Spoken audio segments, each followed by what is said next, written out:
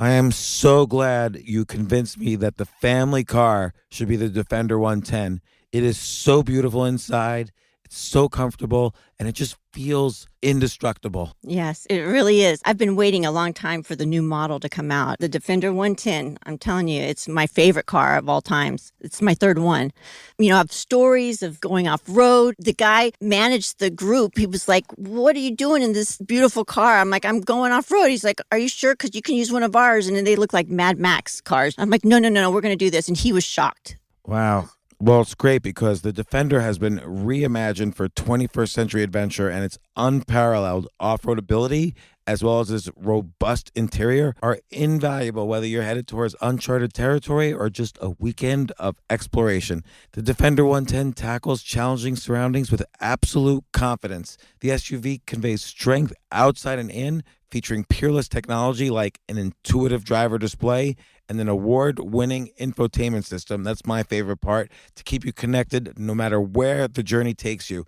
Adventure is unique to everyone, and so is the Defender. Choose from the two-door Defender 90, the four-door Defender 110, or the larger Defender 130 with the ability to seat up to 8 passengers. You'll find uncompromising performance in all three. So pack up and go even further with the Defender 110. Learn more at LandRoverUSA.com/Defender.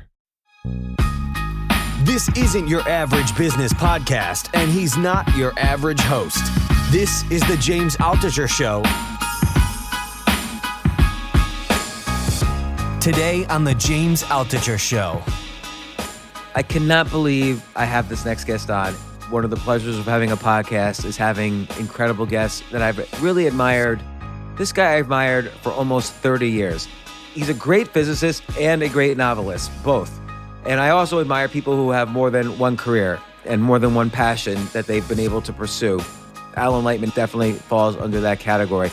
I remember reading his book, Einstein's Dreams, in 1993, I think it was, and I've read some of his physics books. I would say this book is in the physics category, but it's just amazing to me, A, what a talented writer he is, B, how important it is to express yourself in terms of questions.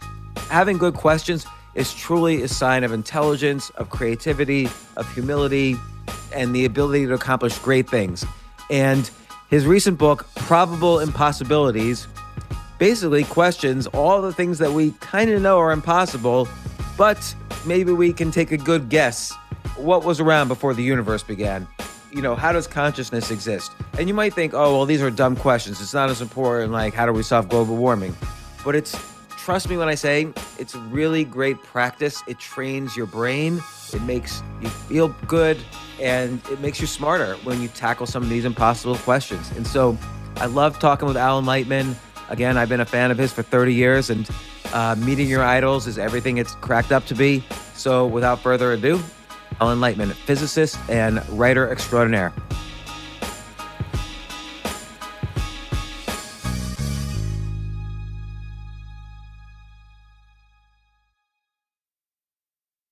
First, I want to say what a pleasure it is having you here. I distinctly remember back in either 1993 or 1994, sometime in the early 90s, reading your excellent novel / collection of stories, Einstein's Dreams, which was a best-selling book. And also, we're here to talk about your book that just came out, Probable Impossibilities, which is also a collection of essays discussing everything from nothingness to consciousness to infinity to how the universe was born to what happened before the universe was born, all sorts of interesting essays. And you're one of the few people who've really built an amazing career both in science and in physics, where you were a professor at Cornell, right? Astrophysics, and MIT. And now you're a professor of humanities at MIT, where you teach writing, but I'm sure you're involved in many science things as well there. So you're a physicist, writer. Before we start talking about probable impossibilities, how did you decide to go full force into two separate careers? It's very hard to have two careers. And I know you must get asked this question a lot, but this is a favorite topic of mine.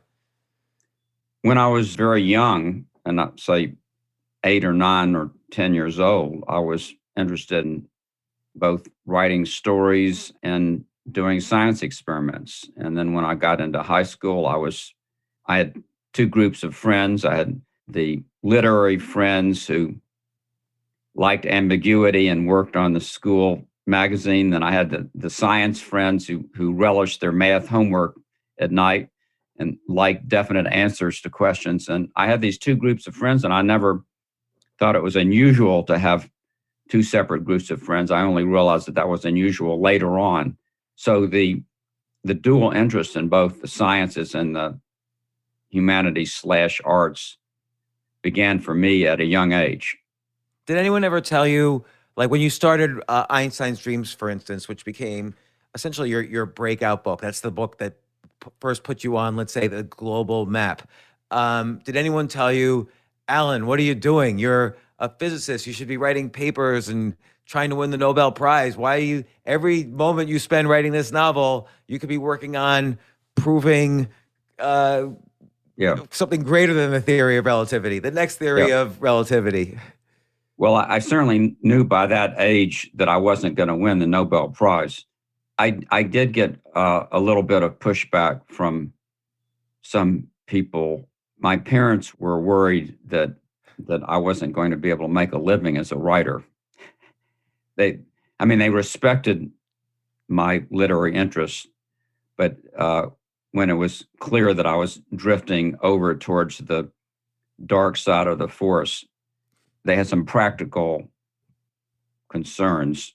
When I started my writing career in a professional sense, as I mentioned, I did start writing when I was very young, but when I started writing professionally, probably early 1980s, I was very respectful of science. I was not portraying science in a spectacular, exaggerated form. So I think that because of that reason, I was not hyping science or using a lot of purple prose to describe science, that my scientific colleagues were accepting of my coming out of the closet as a writer.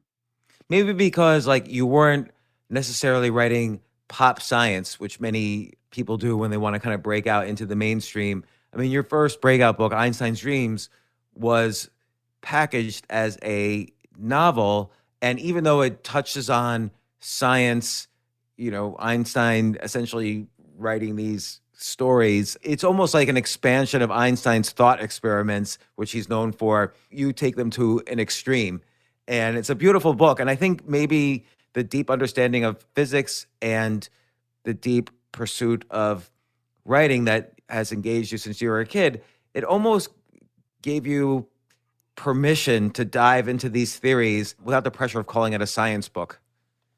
Well, that may have been. I mean, I never thought of Einstein's Dreams as a science book. I always thought it as a literary work. No doubt my scientific background had something to do with it.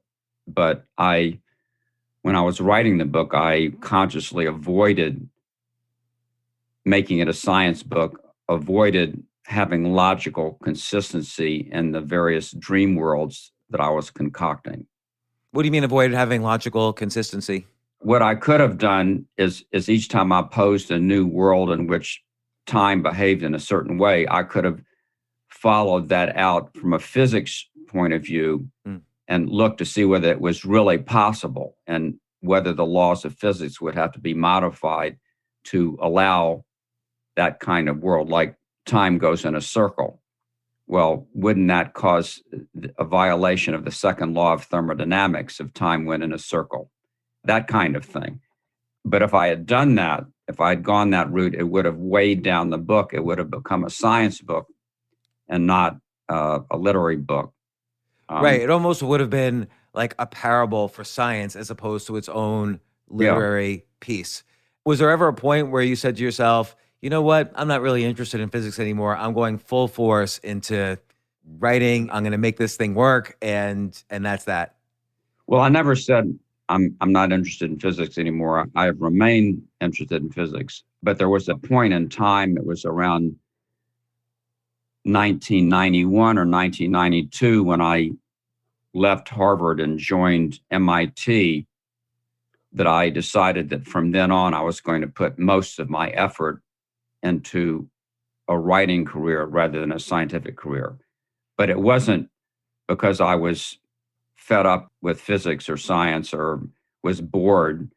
It was because I had passed my peak as a scientist.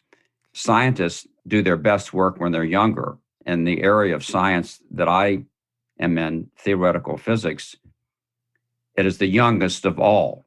Most theoretical physicists do their best work when they're in their 20s and up to mid 30s. And when I passed that point, I realized that my powers as a physicist were declining, and yet my powers as a writer would keep increasing, because it's life experiences that help you as a writer, especially as a fiction writer. And as you get older and older, you have more life experiences. You travel more, you have more love affairs, et cetera, et cetera.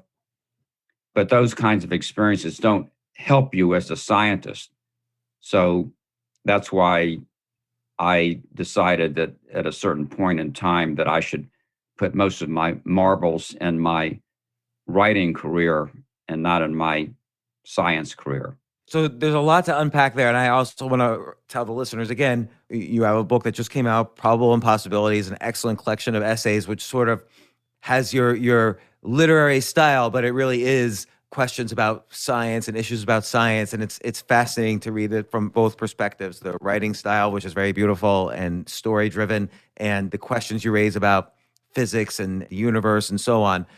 Again, in those early 90s, like I'm fascinated by the idea of pursuing and succeeding, having success in both careers. Do you think in a practical way, your writing career was helped by the fact that you were achieving success in the science career? Maybe not winning the Nobel Prize, but you were at Harvard, you were at MIT, you were publishing papers, you were known. Were publishers willing to say, okay, this is an interesting thing about this guy, we could use this? Well, it's a great question.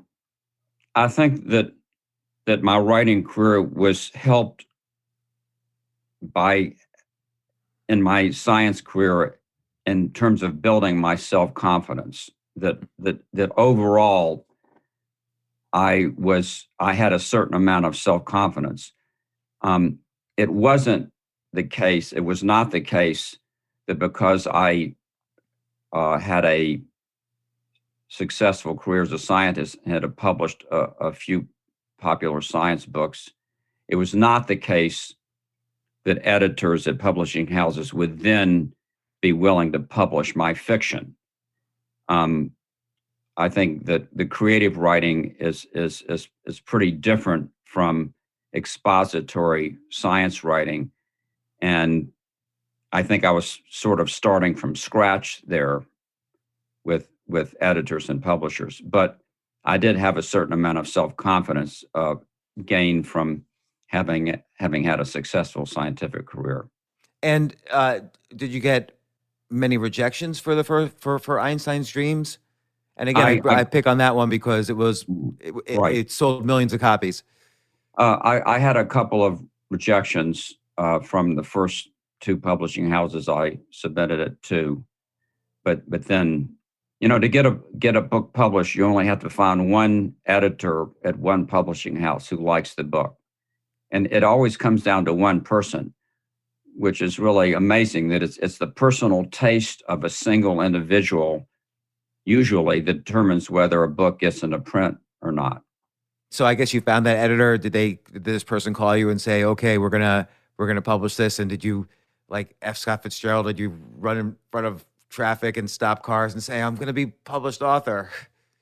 Well, I had published books before that, but this was the first book of fiction. And of course, the editor there, Dan Frank, was taking a chance. But Dan is very literary and he's also philosophical, and he likes originality, and the originality of the book appealed to him. Neither he nor I nor anybody else anticipated that it would be a success. And I don't write any books either for critical acclaim or for money. I write books because I'm interested in them. I'm interested in the subjects, and they grab me. And I think that's the case for a lot of writers. So I was not really counting on the commercial or critical success of the book. And yet the critical success did allow you to keep doing both careers in the sense that you're able to write pretty much anything right now and they'll publish it because of your prior success. And that's often the case that if someone writes several novels, let's say, that don't do well in the commercial market, probably would have a hard time publishing the next novel. That's true. But you were able to surpass that part of the experience. That's true. As long as we're talking about that book, I'll say one more thing about it, and that is that one of the great joys and good fortunes in my life is that book opened the door to my meeting a lot of creative people all over the world. That musicians, wanted to talk to me, and painters, playwrights, that I had access to a large number of creative people around the world, which was a tremendous gift. I never expected that to happen. And it was all because of that little book. It was just one of the great good fortunes in my life that happened. Well, what was a moment where you were like, oh my gosh, I can't believe I'm sitting here with so-and-so because of this thing I created out of my mind? Well, I can't remember any single moments. There were a lot of moments like that. I think that the success in anything is partly a matter of talent and partly a matter of luck. And I think luck does play a role. And so I'm just grateful for having had good luck with that book. What was the luck part? Because, luck favors the prepared. Well, I can tell you one lucky thing that happened. When I'd written the book, it hadn't been published, but was in manuscript form. I was thinking I would love to send this to some other writers that also write in the magic realist tradition. And I thought of Salman Rushdie. Mm-hmm. And I had read his Midnight's Children and probably another book of his. Well, the Satanic Verses at that point had just come out as well. Yeah. Of course, I didn't know Rushdie. I knew that he lived somewhere in England, I thought, but I knew that he was under a fatwa and you couldn't communicate with him. He was in hiding. So what I did is I found out who his literary agent was. It was Andrew Wiley, who lives in New York City. And I sent the manuscript to Andrew Wiley and said, could you please forward this to Salman Rushdie? And I felt like it was sending a note out in a bottle and at sea. I mean, I thought there was, one in a zillion chances that this would get to Rushdie, and then 1 in 10 zillion chances that he would read it. But about a month later, I got this incredible letter from Mr. Rushdie saying how much he loved the book. And that was a piece of incredible luck and good fortune that he got that book and read it. So segueing into Probable Impossibilities, again, it's like your imagination and literary style have free reign on all these issues that scientists have pondered for the past century at least. What was the catalyst for writing this book? Because you've written also a lot about science and a lot about these issues in the past in your many books. And I'll just mention a couple of books. The Accidental Universe, a beautiful book. And I haven't read this one, but I wasn't aware of it until recently. But I've ordered Mr. G, a novel about the creation. It sounds fascinating. And again, it sounds in that magic realist style you just mentioned. But what was the catalyst for this book? What did you feel you needed to get out? I've been interested in infinity for a long time, the infinitely small and the infinitely large. And it seems like in science that we're probing both the infinitely small and our giant particle accelerators. In cosmology and astronomy, we're probing the infinitely large. And it seems to me that one way of finding out where our place is in the universe is to find out what's on both sides of us in both directions, the infinitely large and the infinitely small. So that was one impetus towards writing the book. I'm also interested in where we fit into the grand scheme of things. and who we are. What is it that makes this special, this collection of atoms and molecules come to life and be able to think and have consciousness and ponder these questions? I mean, how are we different from a rock? What's special about our arrangement of atoms and molecules, and what's special about the brain that allows us to think and have emotion? And so I'm interested in the biological questions as well as the physics questions And the spiritual questions, in the sense that, and the spiritual questions. you know, Yes. what's the relationship between consciousness and our understanding of the universe, which you attack this issue in the book somewhat. Yeah. Why do we have these feelings that we're part of something larger than ourselves? And I think most of us have had those feelings at one time or another, maybe at night lying on your back looking up at the stars, or some other experience you have, maybe watching the birth of your first child, or these transcendent experiences that we all have. For me, there's this overpowering feeling of connection to something big. You might believe in God or you might not believe in God, but I don't think that either way, you can still have these transcendent experiences and feel like you're connected to something larger than yourself. So that also has been a theme in the last 2 or 3 books that I've written, something I'm interested in. And I mean, a lot of these questions that you attack in the book, there is no known answers. And you even mentioned we'll probably never know the answers. We probably won't know why we are conscious. We probably won't know what happened before the Big Bang. So it allows you to almost play. This is where the literary style comes in very handy. It allows you to play in ways that a scientist typically, well, there's no proof. There's no explanation of an experiment. It doesn't have to have this academic language. But, Yeah. You raise interesting questions like, what's the nature of reality, essentially? And you say how you are interested in things that are infinitely small or things that are infinitely large. And this topic's come up on the podcast a couple of times. What in the universe is actually infinite? What is an example of either infinitely big or infinitely small? Well, there are no examples. It's almost by definition. Infinite space would be space that goes on forever and ever and ever and ever. And if there is something infinitely large, it would be the infinite universe itself as a whole. In terms of the infinitely small, we know that as we go to smaller and smaller sizes, and we do this in our giant particle accelerators, in physics, when you go to high energy, you can probe smaller sizes. It's like getting a pair of tweezers that has a finer and finer point on the edge. It takes more and more energy to do that. We know that there's a limit to how small we can go, and that's called the Planck limit. It's named after a great physicist named Max Planck, the first quantum physicist. And when we go to a size that's 10 to the minus 33 centimeters, which is a decimal point with 32 zeros after it, and then a 1 centimeters, which is much, much, much smaller than the size of an atom.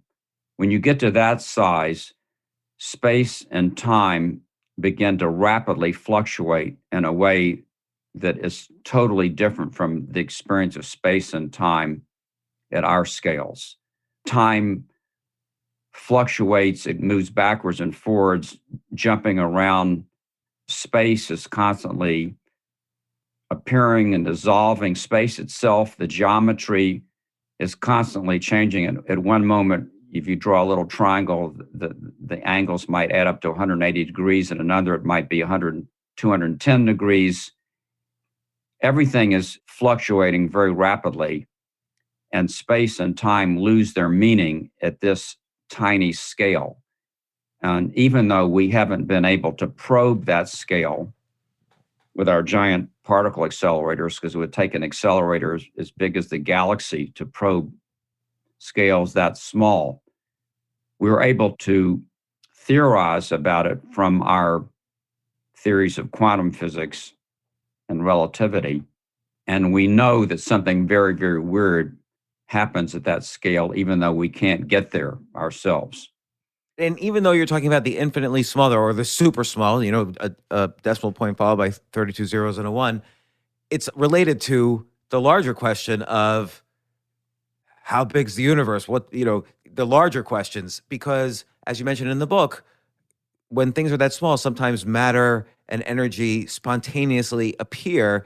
And in the course of these random fluctuations of ghost matter just appearing, it could be enough matter suddenly appeared at one point where it created an entire new Universe. universe. And Yeah. so, and potentially the same thing could be happening within our universe now, is that there could be small, tiny fluctuations just appearing, and one might be big enough that it creates another universe that we're never really aware of because it goes off on its own, just like ours might have spun off from some other prior universe. And that seems to be one of the prevailing theories now of how Our universe came into being. yeah, and also as an example of infinity, even though it doesn't seem like this can be proven, you can just sort of maybe disprove every other choice. But this is a valid theory because it hasn't been disproven and still fits everything we know. It's a valid theory. The people who invented that theory are Andre Linde at Stanford and Alan Guth at MIT. It's called the inflationary universe model and variations of that. And even though we can't prove that's true, the inflationary universe model does make predictions about things in our universe. And it makes some predictions that have been confirmed by experiment. So there's some reason to believe that other parts of that theory, which we cannot test, might be true as well, even though we can't test them. It's like if you see the tail of a lion sticking out from under the door, you don't see the rest of the lion, but you know what lions look like. It would be reasonable to assume that maybe there's a lion on the other side of the door. It's sort of like that. If this universe was spun out of another universe, for instance, do the other universes that have existed for infinity before and infinity after, do they conform to the same laws of physics, or do they sort of have their own laws of physics that are different? Well, they probably have we think they have the same basic laws of physics, but they could have the same laws of physics and still have very different properties from our universe. For example, they, instead of having 3 spatial dimensions, they might have 17 spatial dimensions. And instead of there being planets and stars, there might just be pure energy. But we do think that they have the same relativity and the same quantum physics that we have in our universe. There's no way we can even contemplate a world or a universe with completely different laws of physics. So you have to distinguish between the laws of physics and the parameters that come after that. Believe it or not, that the dimensionality of space is probably an accident. That is, physicists can work out a completely self-consistent theory of a universe that has a different number of dimensions than 3 spatial dimensions. I mean, I guess that's the sort of thing that's impossible to visualize or understand. But I always hear this, particularly in regards to like string theory. There's like 9 dimensions, and some are tiny and folded into others, and Right. whatever. What does that mean, though, to have more than 3 spatial dimensions? I mean, maybe there is no meaning to it. Well, it could mean there are other dimensions that are curled up into ultra tiny loops that are very, very small, and that's why we don't experience them. It could mean that, or it could mean it's just a different universe where instead of having 3 spatial dimensions, you have 5 spatial dimensions, and you can work out what life would be like in that universe. There was a wonderful little book that was written, I think, in the late 1800s by Edwin Abbott called Flatland. I don't know whether you ever heard of it. Yes, I read it when I was a kid, actually. Yeah. And you remember that in that book, Edwin Abbott, who I think was a mathematician, but also a writer, imagined what life would be like if we were all 2-dimensional and we lived in a 2-dimensional world. It was a fanciful book, Yeah. but it was showed what a world might be like in 2 dimensions. And fiction and writing in general is often a way to explore these ideas that again, there's no experiment that can be done. Like you mentioned in the book, you talk about the Matrix, which is related to the whole idea that the world we live in is one big simulation. And if you look at it in certain ways, we've only had technology, say, for the past 200 years, maybe a little longer, maybe a little less, depending on what you think technology is. Imagine a civilization that has had technology for 1 billion years. It's not unreasonable to think it could create simulations all the time, an infinite number of simulations, and we're just one of them. And, some people say the odds are that's what happened. What's your stance on that? Well, somehow it doesn't matter to me whether I'm a simulation or not. I don't think it has meaning. I mean, I'll use Descartes' famous line, I think, therefore I am. I know that I'm thinking, and I'm a thinking being, and I have a consciousness. I have a sense of making decisions, and it doesn't really matter to me in terms of my behavior and my thinking of myself whether I'm a simulation or not. Would you take the red pill if you were the Keanu Reeves character in The Matrix? Like, he took the pill and ended Yeah. up in this really dreary reality. And yes, he knew now what reality was, supposedly, but seems like it was much better to just stay in his cubicle.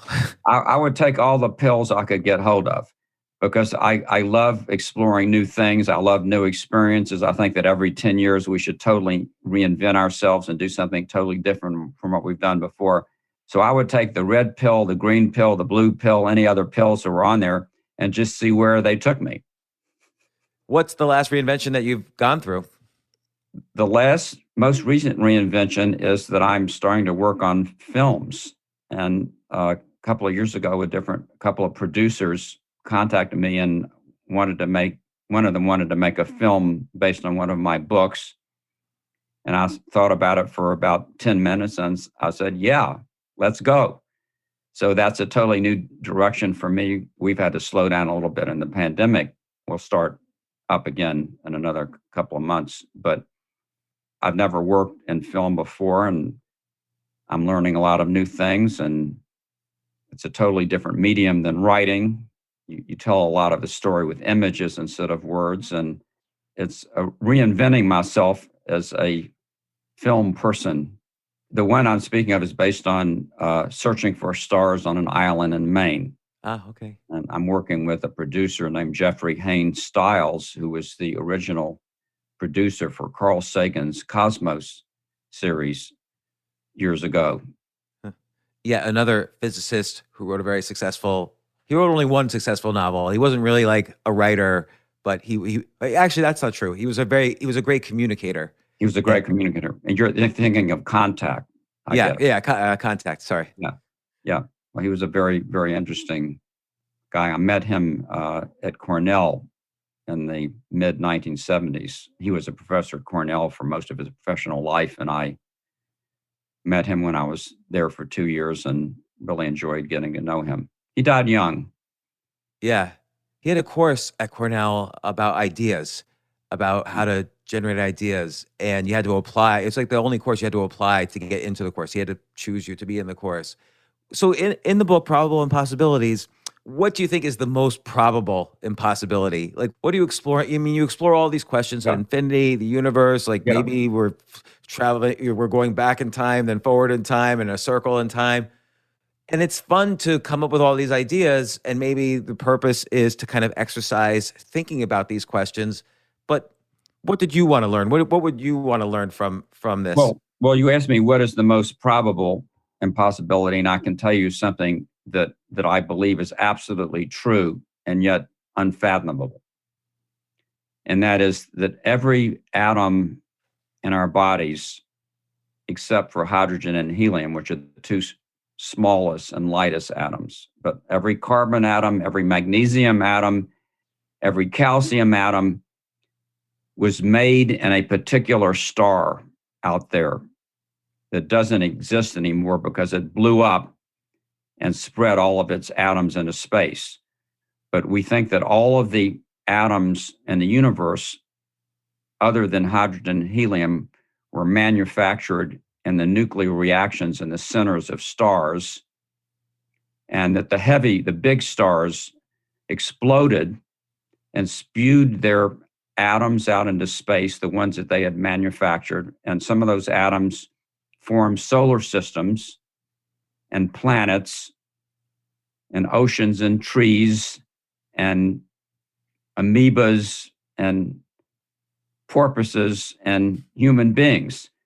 And if you could tag each one of your atoms and follow it backwards in time as it went through the food that you ate and the earth and the soil and the air and the ocean, you kept following it backwards and backwards in time. You were following a particular atom back to the gaseous cloud that formed the solar system.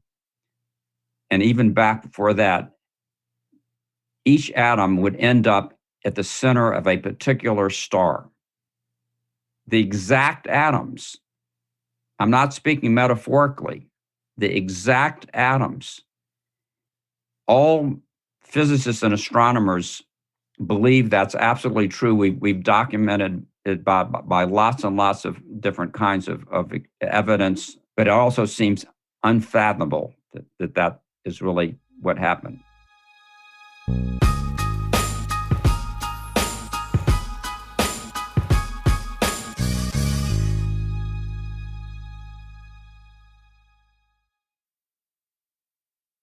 The more we know, the less important we are. So originally, of course, we thought everything revolved around the Earth, and that only the area where we lived was the only place on Earth that existed. And then we thought okay, there's a solar system, and that maybe everything revolves around that. But then we realized more and more the solar system revolves around the galaxy. The galaxies revolve around their cluster of galaxies. Everything has a bigger counterpart that it revolves around. And our universe might just be some tiny quark in another universe even. Where does that trend continue? How far out could that go? What's the next thing? What's the next hurdle we have to revolve around? Well, I think that the idea of the multiverse, that there are infinite number of universes that spawn new universes, I think that that's the biggest scale that you can imagine this on. But thinking about how, as you said, that starting with the Copernican revolution, that we've gotten smaller and smaller in terms of our place in the universe. I mean, as you said, our planet is orbiting around an ordinary star, which is on the edge of an ordinary galaxy, which is orbiting a bunch of other galaxies, which is one of 100 billion galaxies in the observable universe. Doesn't that make us feel insignificant? And in a way it does, but also in another way, the fact that we've been able to imagine all of this and not just imagine it, pulling things out of the air, but actually quantitatively imagining it with equations and quantifying it. That seems to me an incredible tribute to the human mind, that we're able to make these theories and test them that are far beyond our human sensory perceptions, that are much, much bigger than we are living on this one measly planet, that we're able to figure this out. Of course, there's still a huge amount that we don't know, but there is a huge amount that we have figured out. That's a pretty magnificent accomplishment of the human mind. So even though we've gotten smaller and smaller in one sense, we've gotten larger and larger in another, and our ability to comprehend things that are far beyond us. Yeah, what evolutionary purpose does it have for us to, initially we had to think and reason because we're pretty weak as far as other apes go. We can't win a fight with any other ape, but we can shoot them because we figured that out.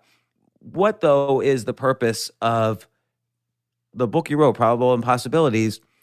Your mind wanders and you're asking all these impossible to know questions. What do you think is the benefit to you of that, and for readers of also pondering these things alongside of you? I think it expands our imagination, that there's an innate quality of human beings, which is curiosity. And I think that that's also associated with high intelligence, curiosity. we want to know what's out there. We want to know what's behind the door. We want to know what's the unseen. We want to see the unseen. And when we're able to do that, to see some of the unseen, or to look at other galaxies and telescopes, it makes us bigger in a way. It expands our presence in the cosmos, not just intellectually, but artistically. I think one of the benefits or the raison d'etre of our science is the same rationale for putting money into museums and ballet companies. That, why do we go to a museum and look at a great painting? Or why do we watch a ballet? I think it's the same. The answer to those questions, whatever the answers are the same, or they're related to the answers of why we want to understand the cosmos. Not only the cosmos, but in the kind of I don't know if it's on the same spectrum, but you write also about consciousness in the book. You have a beautiful chapter where you talk about everything from Frankenstein to Commander Data.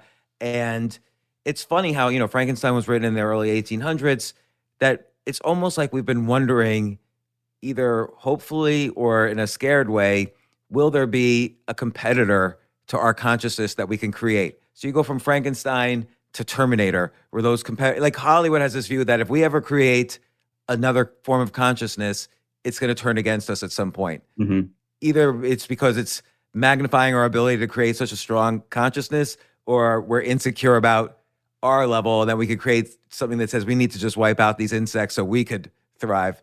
What's your view on this probable impossibility? Is this something that, how would we go about creating consciousness? Like, where do you stand on consciousness itself? How did it happen? Well, of course, consciousness fascinates me. It's one of the great mysteries of science. I think neuroscientists and philosophers and psychologists still don't understand how this really unique, this monumentally unique first-person experience we have of being in the world, how can that possibly arise from gooey neurons in the brain? How does that happen? I think that we will be able to eventually create something, and it might be artificial intelligence, or it might be a multicellular organism. We will be able to create something that has consciousness. Of course, I also think that it's impossible to cross that first person, third person divide.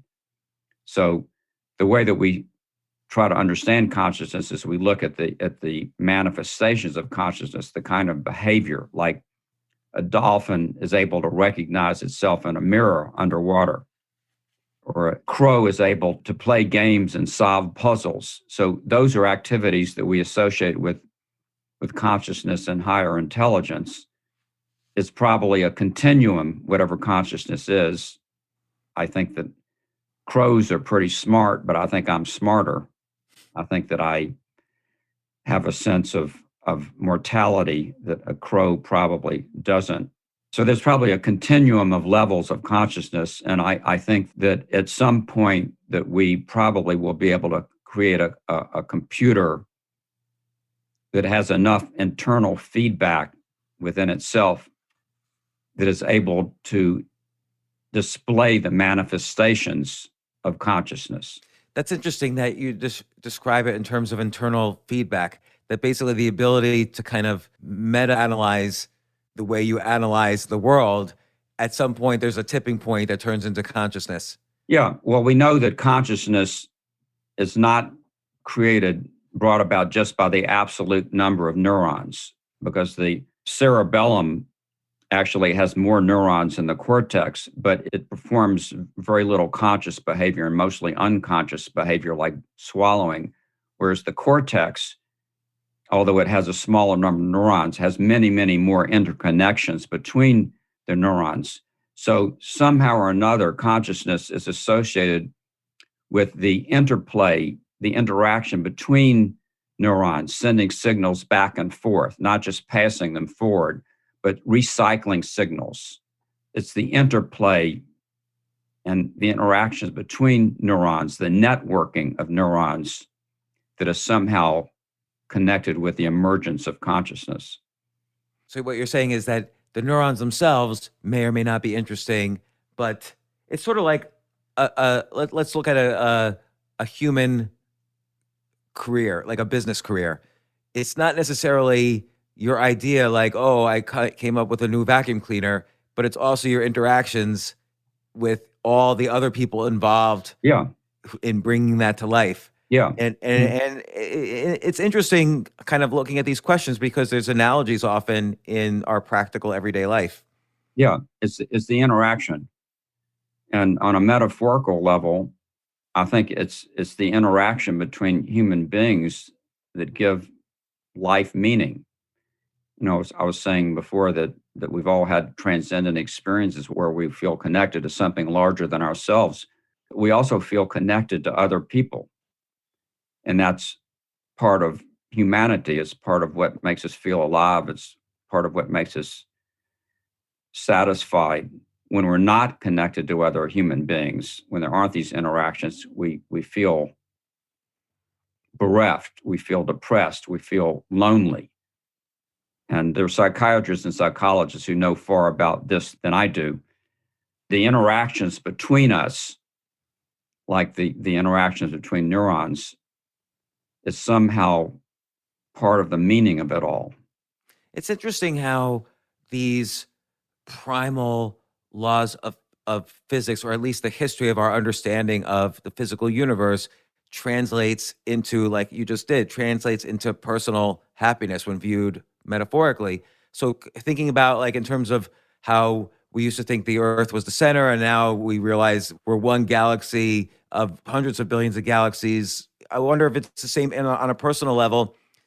You shouldn't try to have the world revolve around your dreams because everybody's got their own dreams. Like, you shouldn't try to make everybody else revolve around you. And it could keep on going out like that as well. But it's still, you have to hold on to your security. You have to hold on to your, your sense of confidence. Like you said in the beginning about your career in writing, you had confidence. I wonder what other metaphors like that exist. You mentioned in the book how the body is mostly empty space because of the vast amounts of empty space in a single atom. Right. What's the actual percentage? Like, I look at you right now and you don't look like empty space. What's the actual percentage of you Well, that is nothing? okay. Well, let me see. I'll have to calculate this because I can't remember it. But the nucleus is about 10 to the minus 13 centimeters, and an atom is about 10 to the minus 8. So it's about a factor of 10 to the fifth.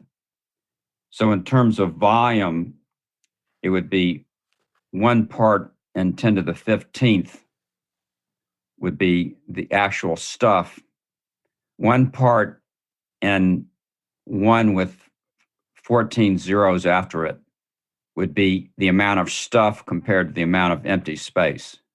That's unbelievable, because then why do our eye? But I guess it's, well, why do our eyes put it together and ignore that empty space? Why aren't I just looking at a ghost right now? Well, because each atom, which is mostly empty space, as you said, has electrons in the outer part of the atom. And even though those electrons are not occupying much space, they're creating electricity and magnetism. And that electricity and magnetism created by the electrons exerts a force on everything around it and can also stimulate nerve cells and the receptors in your eyes and cause all other kinds of effects. So there's an electrical field around each one of those electrons that, in a sense, occupies a much bigger space than the electron itself. Wow. So it's interesting. I didn't really think of it that way, that this one property of electrons, which is essentially that it's sort of like an egotistical view, like the electron out of all other particles wants people to notice it. And so that is what our eyes notice. All electrically charged particles do that.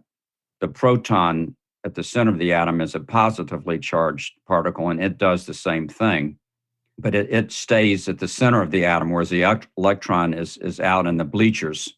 Its ability to project this electrical force is having an impact over a much, much larger volume than its actual size. And that's why, even though we're mostly empty space, that empty space has a lot of the consequences of solid matter, because it's those electrical forces that are projected by the electrons. And even on a super large scale, and again, I'm referring to a chapter in the book, on a super large scale, the cosmic background radiation is this plasma of electrically charged particles, and it's so dense we can't see past it. We can't see, for instance, what happened in the first 300,000 years of the universe. We're always going to have to theorize, possibly, about what happened.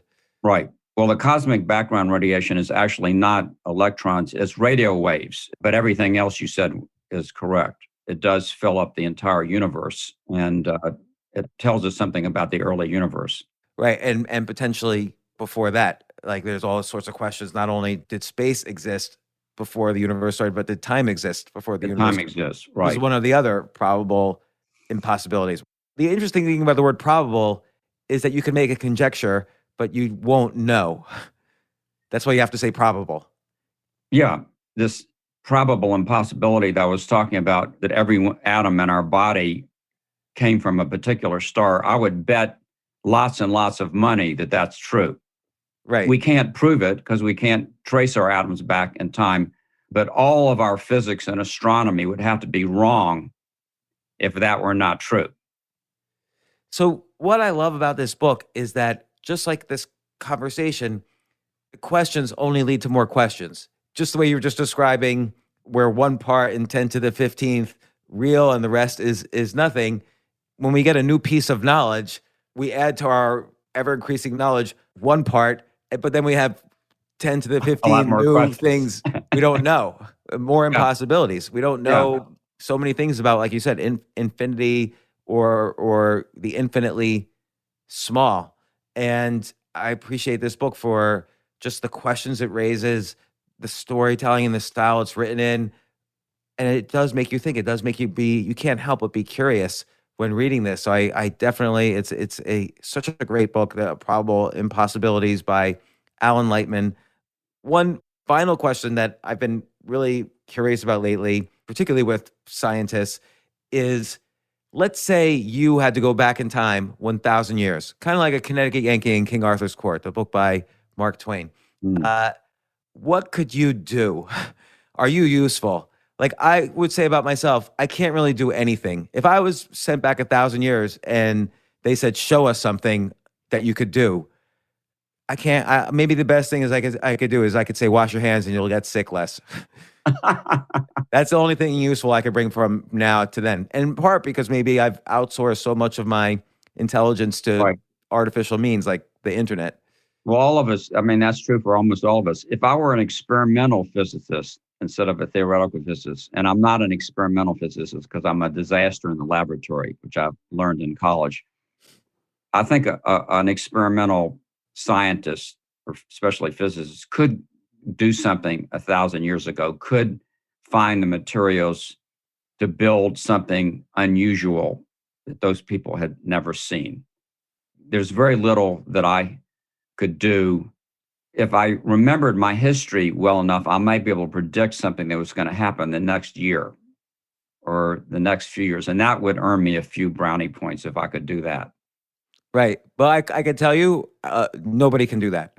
Like if you landed in 1115, as an example, what's going to happen any time in the next 100 years? 1215 is the Magna Carta.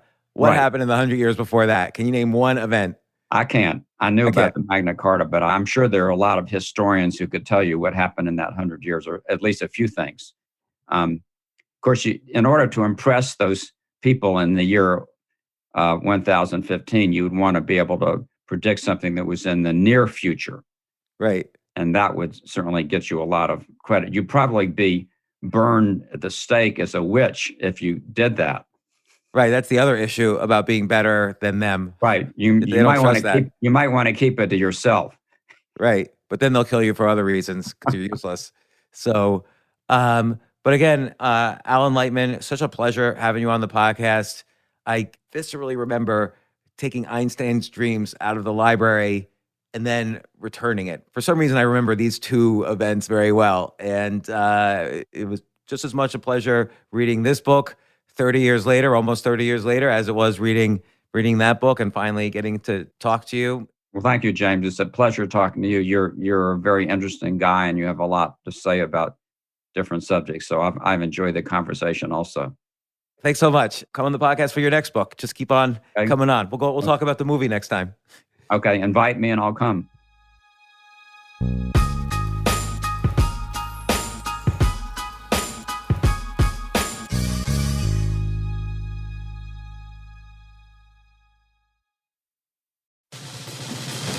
These days, we're all investors, trying to be smart with our money despite our worst impulses. But at iShares, we believe that deep down inside of every investor is a better investor. One that's just waiting to be let out. Explore iShares ETFs and insights and let your best investor out. Visit iShares.com for more information.